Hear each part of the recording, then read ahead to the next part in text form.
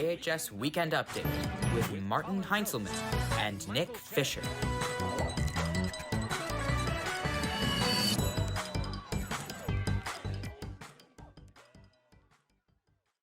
Welcome back to Weekend Update, ladies and gentlemen. I'm Martin Heinzelman. And I'm Nick Fisher.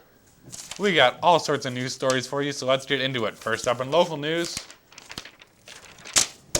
Moving on to some political news, the state of Virginia has set up a hotline to report any public school teacher teaching critical race theory. In response, California has set up a similar hotline to report anyone who isn't. In baseball news, Dylan T. Pickle, mascot of minor league team the Portland Pickles, has vanished after apparently being abducted, although some people believe that Dylan may simply be on strike with the rest of the team.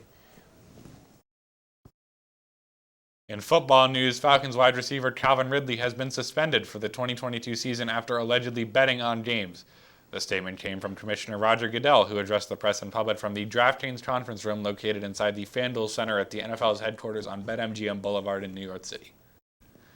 Ridley has faced condemnation from around the league, including from former Pro Bowl running back and mortality expert O.J. Simpson, who released a video on Twitter calling Ridley's actions the worst thing any football player has ever done ever. That's right. Moving on to world news, Russia has continued its invasion of Ukraine, escalating the conflict to another level this week. Every day it seems more and more likely that the U.S. will be forced to get involved on a larger scale. In entirely unrelated news, this week's Weekend Update is sponsored by the U.S. military. The U.S. military, it's like Call of Duty, but you don't respawn and that guy's leg just got blown off for real. In related news, one of Russia's first moves when they came into Ukraine was to take the city of Chernobyl. In response, Ukraine said, "Oh no, please don't take Chernobyl, please, not Chernobyl." This past Thursday, March 10th, was Mario Day, honoring everyone's favorite video game character. To celebrate, I personally went out and jumped over and over again on every single little turtle I could find. I also celebrated Mario Day, but I've always related more to Bowser's side of the story, so I made sure to kidnap a bunch of people and lock them all in my basement.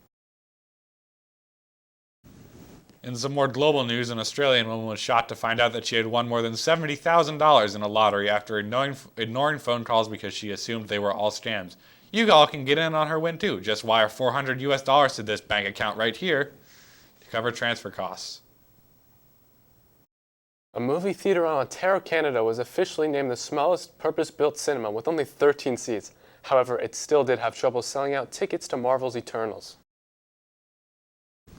Our KCSD family has had a new addition as of late, some valiant heroes who spend their days keeping our hallways safe for the rest of us, so tonight we wanted to interview one of them. Ladies and gentlemen, I present to you Larry from Signal 88 Security Services. Thanks for having me, Martin. It's great to have you here. I'm so glad you could take time out of your busy day to be here, Larry. You do a lot for us. Can I ask what you're typically doing right now on a usual day? Well, Martin, usually around this time of day, I'm patrolling the S-Wing, looking for hooligans without hall passes. And what are students typically doing when they're in the halls without passes, Larry? Well, Martin, they're out committing all manner of crime. The most common one I see is drugs, selling, using, and making. Just the other day, I saw a student hitting a vape in the back stairwell. I actually confiscated it too and brought it here to show you today. Can we see it here, Larry? You have it for us? Larry. I think that might be an asthma. Yeah, well, he was clearly pretty addicted too, because as soon as I took it away from him, he started coughing, maybe even passed it out. His face turned all red and started grabbing it from me. Larry, I really don't think Not that's important. And look what I found too, in the cafeteria the other day, Martin. A needle full of drugs. Larry, that's an EpiPen. It says so right on the side. Good thing I took it too. The kid were about to use it, and his friend got so upset at me that I took it. Some were even crying and begging me to give it back. But I just told them that it's never cool to do drugs, even when your friends are doing them. Maybe the kid was just having like No way! If he had some kind of allergies, he would have told me. Instead, he just kept grasping at his throat and making gang signs with his hands like this.